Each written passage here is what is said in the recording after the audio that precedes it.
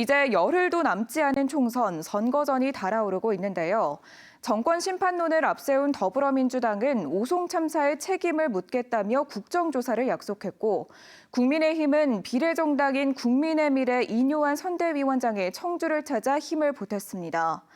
이런 가운데 여야의 맞고발이 잇따르면서 과열 양상도 나타나고 있습니다. 이병선 기자입니다. 더불어민주당 청주권 총선 후보들이 오송 참사와 관련한 5대 약속을 발표했습니다. 참사 발생 10개월이 돼가도록 진상규명과 책임자 처벌이 이루어지지 않고 있다며 22대 국회 개원과 함께 국정조사와 법적 제도적 개선에 나서겠다고 밝혔습니다. 22대 국회가 개원이 되면 제가 제일 먼저 당의 대표와 지도부에게 오송 국정조사에 대한 필요성을 강력하게 제기를 하겠습니다. 국민의힘은 비례정당인 국민의미래 이뇨한 선대위원장이 청주 곳곳을 돌며 지원에 나섰습니다. 충북대학교 캠퍼스를 걸으며 젊은 층을 공략했습니다. 되면은 열심히 도울게요. 약속합니다. 유세와 별개로 여야의 맞고발도 이어졌습니다. 충주시의회 국민의힘 소속 의원들은 기자회견을 열고 민주당 김경욱 후보를 명예훼손 혐의로 고발하겠다고 밝혔습니다. 자신들이 10년 동안 같은 당 이종배 후보에게 후원금을 낸 것을 공천 대가로 볼 수 있다는 김 후보의 TV토론 발언이 허위라는 겁니다.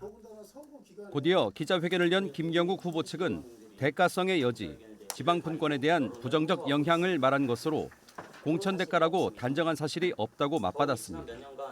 또 국민의힘 충북도당은 논평을 통해 김경욱 후보가 업자로부터 금품을 받았다는 언론 보도에 대해 납득할 만한 답이 안 나오면 공천을 취소해야 한다고 주장했고, 이에 대해 김 후보 측은 전혀 사실이 아니라는 글을 SNS에 올렸고 언론중재위 제소, 선관위 고발 등 모든 수단을 동원해 책임을 묻겠다고 밝혔습니다.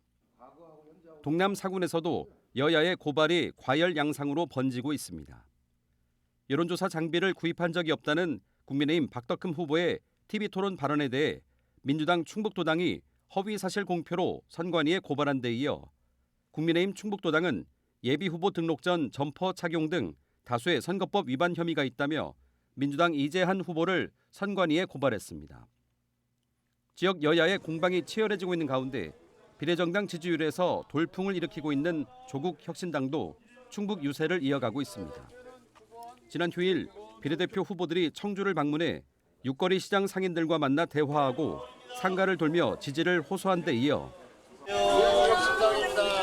이번에 비례 투표는 9번 찍어주세요. 내일은 충주 시내를 돌며 득표전을 이어갈 예정입니다. 한편 음성진천 통합추진위원회는 음성진천 통합 시에 대한 주민 찬성 여론이 높다며 민주당 이모선, 국민의힘 경대수 후보에게 이에 대한 의견을 내달라고 질의했습니다. MBC 뉴스 이병선입니다.